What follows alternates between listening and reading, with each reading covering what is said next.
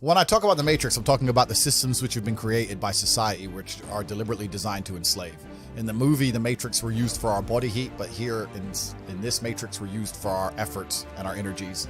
And you're existing inside of a system which is deliberately rigged to make the rich richer and for the poor to stay poor. Yeah. And you can sit there and get upset about it. You can sit there and cry about it and say the system needs to change, which is what some people do, socialists, XYZ. But I think I know that's a waste of time, right? That's futile. The best thing to do is to understand the rules of the game and find a way to win. So yes, the game is rigged. Yes, the rich are always going to get richer. Yes, the poor are always going to struggle. And that's the way the game is set up. So you still need to find the best move on the chessboard. There's no point sitting there saying, I want to play a different game, because that's never going to happen.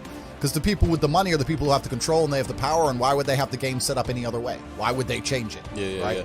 It's also the basic of economics. I think a lot of people don't understand the true basics of economics. And the basics of economics state that even giving money to the poor, it ends up back in the hands of the rich. There's no way to stop the rich getting richer. I've already explained this before, but I remember during COVID when they did the stimulus checks and they passed out all this free money to everyone, $1,000.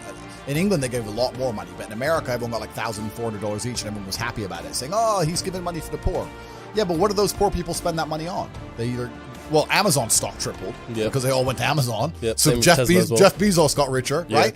But the fact is that there's less companies than there are people. All those $1,400 checks amongst all those people at the bottom ended up in the hands of a few companies, and the rich got richer, and you can't stop it. Doesn't matter if those people invested their money, doesn't matter if they bought stocks, doesn't matter if they bought crypto, doesn't matter if they bought a house, whatever. The people who have the assets and have the companies and have the control are always going to end up getting control of the currency, and they're always going to be richer. So that's kind of how it works. And it's getting worse and worse. It's have-nots and have-yachts. I think that's one of the biggest mistakes that people can make. And one of the largest things that hold people back from wealth is the people around them. Not only because of the mindsets of the people around them, but also trying to find people around you who you can truly actually trust is difficult. Yeah. It's difficult, man. I'm telling you, if you get 20 people, 20 full-grown men in a room, and they can trust each other completely and nobody's out to snake anyone, even if all 20 are working normal jobs, but they pool their spare income, you will be rich. You'll be fine. The problem is finding 20 people you can trust, right? 20 people with normal jobs, even with normal jobs, you could pool your spare income. You could buy cryptocurrencies, you could buy houses, you could do whatever you want to do, and you would find a way to escape the matrix. At least, maybe not to the insane levels, but you'd all be comfortable, right? By just pooling incomes. Problem is, one of them 20 is going to snake you. One of them 20, his woman's going to leave him, and he's going to get fucked over, and you're going to get fucked over by extension. Or one of them 20, his wife will be in her ear, you're always out with them boys, you can't be with them anymore, the woman gets involved, starts messing it all up. So it's hard. A lot of people don't understand that the entire world, the most valuable thing on the planet today is human capital. Even the people at the very, very top echelons of life, all they care about is controlling people. The people who are in charge of governments and stuff, all they care about is controlling people, making sure you do what they want you to do.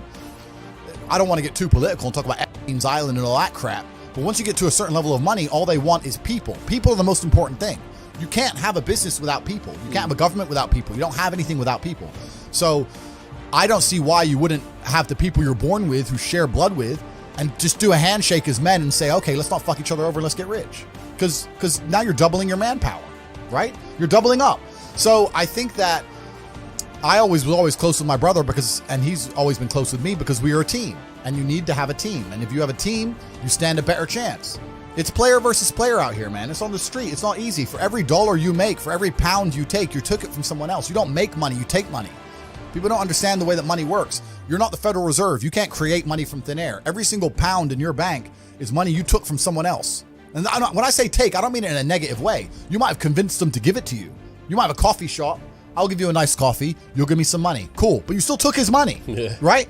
So if you're out here trying to take stuff from other people, don't you want to have a team? You want to do it by yourself? You want to be Rambo? Because if you get two of you doing it. You get two of you. That's right. So the whole idea of this lone soldier, this Rambo, I'll do it all by myself, that's all dead, bro. You need to have a team. It's player versus player. And for the same reason, if you were out here on the street and you want to defend yourself, you want your boys around you. It's the same thing with trying to get rich. Problem is trying to find guys on your level. That's the hard part, right? So you and Tristan have always been close then? We've always been close since the beginning. Every single battle either of us had to face, we faced as a team. Yeah. And our battle to become rich, we faced as a team. We sat there and go, okay, we are going to get rich. It doesn't matter if right now I'm going to start this business and I ain't going to make any money. So you're going to work a wagey job so we have somewhere to live. And I'm going to focus on this. as a team, right? So at least we have somewhere to live. If I'm working wagey job, we can't focus on the business. If we're both trying the business, we have nowhere to live, etc. So we've always worked as a team. We've doubled up our manpower. And I think a lot of men understand this and intrinsically would like the idea of this. But a lot of the time, women get in the way. I've seen it a million times, bro. I've seen women get in the way of partnerships like that so many times. Because women don't like you having a strong masculine network, because then you don't need them. They want you to need them. I'll help you. I'll be your partner. Bro, that's the biggest mistake. Don't even get me started. Biggest mistake you can make as a man is trying to start business with your wife or some shit. That's a headache. Why is that? Bro, I don't know who I'm going to offend or upset now, but this is how it goes. Because now you got two different battles. You got the relationship you're trying to be in control of, and I got to deal with the business as well. Now, it's different if you run the business and you hire her, and she does a little bit of admin. Cool, that's fine. But I'm talking about, let's say... 50-50 business partners. Yeah, let's say your chick goes, I want to open a beauty salon. And you pay for her to open a beauty salon. And now this beauty salon, you've put $1 million of your money in it. And it's not open on a Thursday. I'm like, why isn't it open on Thursdays? Oh, I had a headache. You mean you had a headache? Bro, I just spent $1 million. Yeah, but Claire's sick and I have a headache. And now you got the relationship. It's all messed up. This bitch is lazy. She thought it'd be a Sex in the City episode where she just drinks lattes and makes money. And she realized she had to actually do shit. You know what I mean? And it's all getting messy there. Whereas when you're with your boys and let's say you invest $1 million in something, it's not open on Thursday, you can go to the house and say, what the fuck's wrong with you? Don't be a bitch. You're a man. Yeah. You could just say, look, we need to open. You can't do that with chicks. It's hard. So even now, I've got 45 people who work for me and not a single one is a female. Not one.